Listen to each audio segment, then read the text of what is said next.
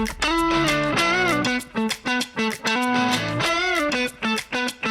right, guys, I was recently asked by Omar in the office if I had $1,000 to spend to put into applications every year, where would I spend that money? What makes the most sense? And what is your best bang for your buck when applying in the Western states? I evaluated the cost with what I know of what I think are your best opportunities, and I made a best case scenario for me and what I would do and what I would suggest to you. Now, certainly there's some subjectivity in this. Different people have different species that they want to hunt. I totally understand that. But this is what I would do if I had $1,000 to apply in the West. So first, I would plan on applying in Colorado. And I wouldn't apply for all species, but I would specifically apply for mule deer, elk, and antelope in the state of Colorado. Total cost to apply for those three species with the qualifying license that you have to buy to then be able to apply for those species is going to be about $137.03. The reason I would not suggest applying for other species like moose, bighorn sheep, goat, is that you can start to accrue cost that may not give you the benefit in the long run. If you have a chance, look at the draw odds for those three species, and you'll see that the odds are so slim that it probably doesn't behoove you to pay for those points year in and year out. Now you could, if you wanted to, you could buy the preference points for each one of those species for 3 years, meaning that you would be into that $900 for those three species. And then you could apply without buying the point, knowing full well that you're not getting the benefit of adding an extra point to your application every year. But you are in the draw and you would potentially have a chance to draw. You just got to realize that your odds are extremely low, but you would have to invest that $900. So to round that out, I would definitely plan on Colorado, specifically preference points, applying for mule deer, elk, and antelope, as well as the qualifying license. The great thing about Colorado is that there are a lot of hunts for those three species that you can draw with relatively few points. It's a state that you can plan on hunting just about as often as you want to. So definitely Colorado is going to be at the top of my list on how I spend my $1,000. The next state I have on the list is New Mexico.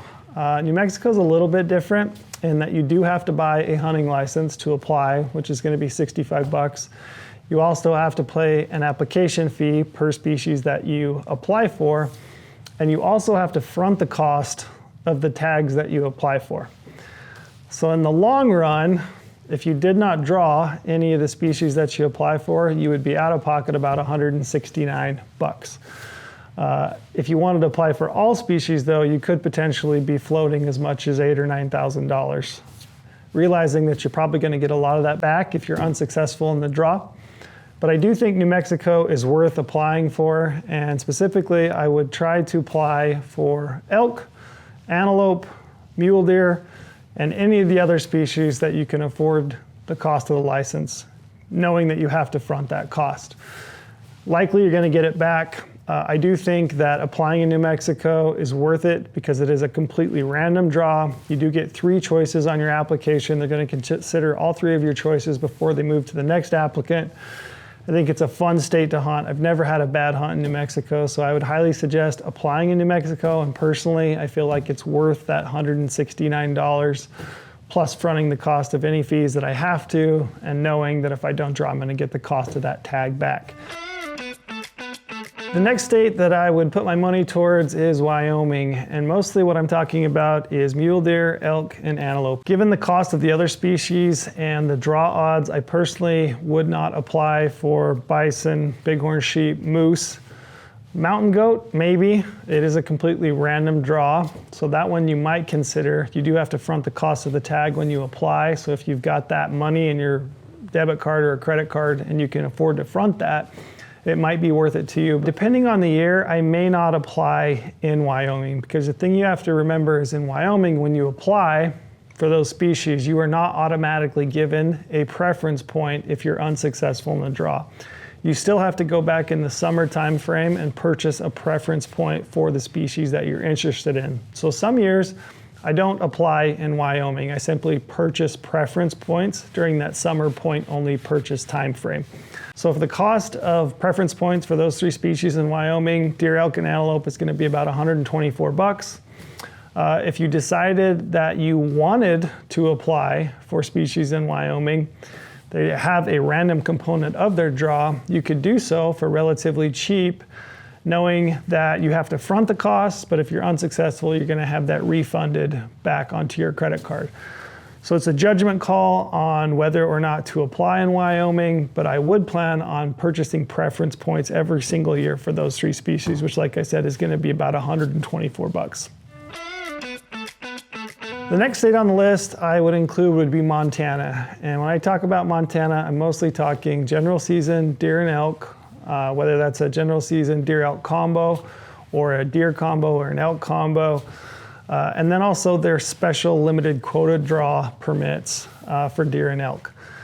Now, Montana's system is pretty complex, and we'll do another video where we cover the intricacies of their draw system. But to make this a little bit more simple, for about $225.92, I'm going to be able to get a preference point for a general season tag up there, and also bonus points for those special limited quota draws. So I would plan on, at a minimum, getting preference point so that you may be able to draw that general season combo in the future, and then also building up some bonus points for elk and deer, and maybe even antelope if you have interest in antelope in Montana. Overall, I think Montana is a great opportunity state. It's a state that you can try to plan on hunting every few years, especially on those general combo permits. I think the investment of about $226, it's worth it. And you can draw some tags in Montana, and you can put yourself up there in the field and have the possibility at a really nice bull elk or a nice mule deer buck. So I always include Montana. Again, I think it's worth about that $226 for the applications and ultimately the points. All right, the next state I would include is my home state. I'm gonna look at this as if I'm a non-resident, so Utah. For about $285, you can apply in Utah. That's gonna include the $120 non-refundable hunting license, and then a $15 application fee per species that you apply for. Now, if you're buying the $120 non-resident hunting license to then apply for species in the state of Utah, I would highly suggest you apply for any and all species that you're interested in. It's gonna be a $15 application fee per species. A portion of the draw in Utah is random, so you always have a chance. Odds are pretty slim when you start looking at limited entry elk, once in a lifetime species like moose, sheep, goat, bison. You know, the odds are pretty tough for some of those limited quota permits, but general season deer hunting, you can typically do every maybe 2 to 5 years, 6 years.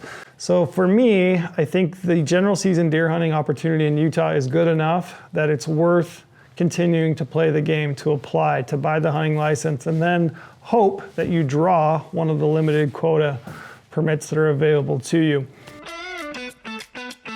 All right, the last state that I would include would be Arizona. So Arizona does require that you buy a $160 hunting license.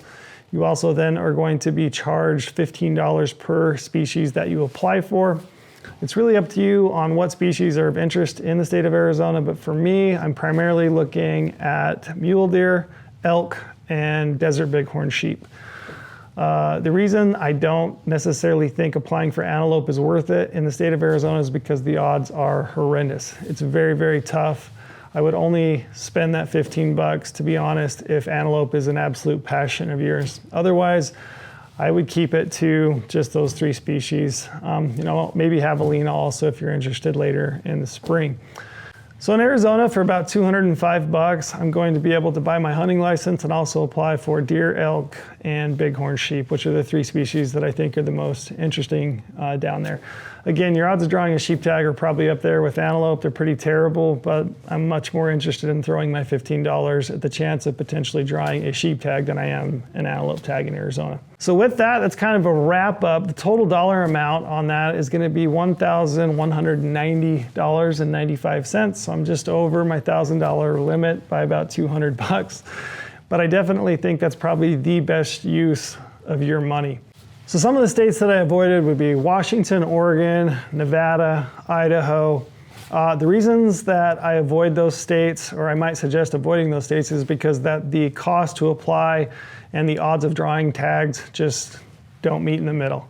It just doesn't make financial sense because the odds are so long that I can't really justify spending that money year in and year out. Short-term goals and long-term goals. Short terms, I'm looking at places like Colorado for elk and deer, maybe potentially Utah in that 2 to 5 year window. Montana, general season, deer and elk, I'm looking at that within a 2-year window. And then my long-term goals are gonna be in states like Wyoming, Arizona for elk, Arizona for deer likely, Montana maybe for those special limited quota deer and elk permits. And then New Mexico is kind of the wild card. I'm gonna throw my application in there every single year because you never know. It's a completely random state. You might draw the tag of a lifetime. So that's how I spend my $1,000. If you guys got questions about these or any of the other states that we covered, don't hesitate to drop a comment below. I'd be happy to answer your questions.